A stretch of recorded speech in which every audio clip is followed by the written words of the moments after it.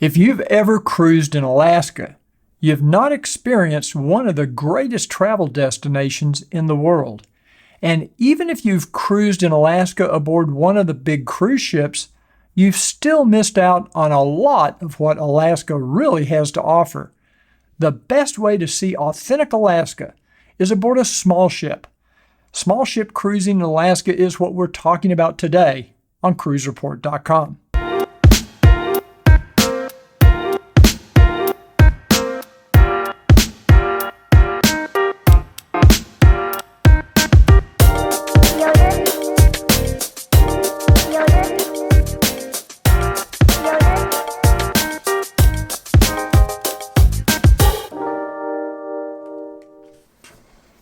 Hello, cruisers. My name's Chris Dickman, and I'm the president of CruiseReport.com, one of the largest cruise review websites on the internet.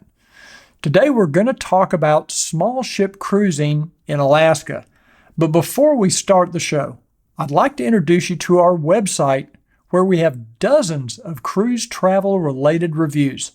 Our website and YouTube channel are unique because we are cruise journalists, not travel agents. We do not sell cruises. We just love to share our cruise experiences. But since the pandemic and the cruise shutdown, our website and YouTube channel have suffered greatly. If you have a passion for cruising, you can help us relaunch our YouTube channel by subscribing. It's completely free. Simply click on the subscribe button below and then click on that little bell icon to let YouTube know that you'd like to be notified when we put out new videos. So let's talk about Alaska. Unquestionably, Alaska is one of the premier cruise destinations in the world. We've been fortunate to sail in Alaska on 5 different ships. Now, 2 were these large mega ships, and 3 were what you would consider small ships. The smallest ship, which happens to have been our last Alaska cruise, only carried 80 guests. And that cruise was operated by UnCruise Adventures. Actually, at the time, it was called Intersea Discoveries. This small ship cruise was the most unique Alaska cruise we've ever been on, for many reasons. And I should mention that we've sailed with UnCruise Adventures in the Sea of Cortez, the Columbia and Snake Rivers, and in Hawaii. There is no question that UnCruise Adventures is appropriately named, as the experience aboard their small ships is about as far from what most people think of when they think of a cruise. It truly is an uncruise. This video is timely because we have been invited by UnCruise Adventures to return to Alaska in September for another 7-night Glacier Country cruise aboard the Wilderness Adventure. This ship only serves 60 guests, so we're expecting a very intimate and unique experience. So how is small ship cruising in Alaska different from cruising on one of the big mega ships? Well, first, let's talk about the ships. The ships are older and smaller. The staterooms are tiny compared to those on larger cruise ships. The accommodations are more rustic than what you would get on a larger ship, with no balconies, no Wi-Fi, no room service, and very little, if any, television. In fact, you spend most of your time off of the ship or in one of the public spaces or on the outer decks. Each stateroom still has its own bathroom, shower facilities, etc., but everything's just smaller and more compact. And small ships don't have casinos or theaters. The entertainment is the destination. During the day, you're usually off the ship exploring nature, hiking through a national forest, or kayaking through the calm waters of Alaska. Uncruised ships carry their own kayaks, and many have snorkel gear and stand-up paddleboards. All of these are complimentary.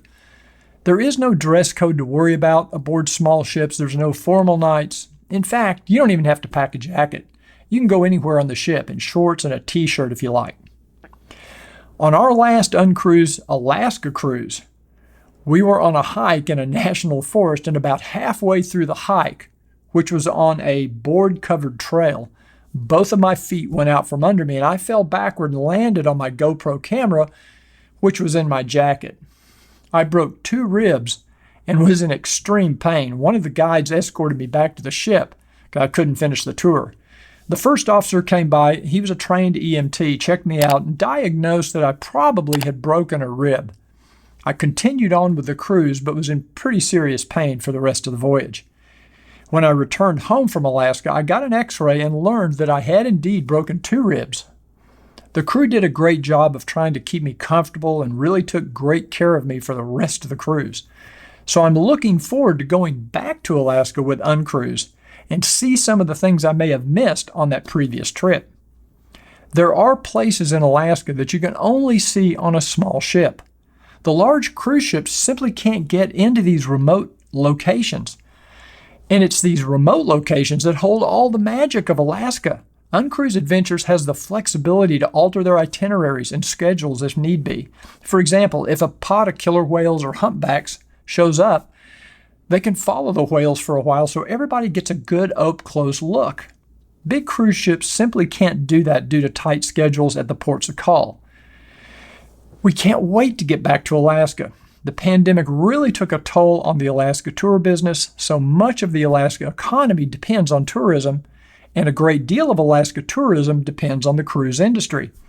So we're glad that we can do something to help promote small ship cruising in Alaska, and just to promote cruising in Alaska in general. Of course, we'll do a complete review of the cruise along with video vlogs during the cruise. So if you've ever considered a small ship Alaska cruise, or even if you've never considered one, you may want to read our review of UnCruise and watch our upcoming videos. Small ship cruising in Alaska is amazing. If you want more information about UnCruise Adventures, check out their website. I'll put a link in the description below this video. And if you enjoyed this video, please remember to click the like button. It really does help us with our YouTube rankings. Thanks for joining me today, and I'll see you on the next CruiseReport.com.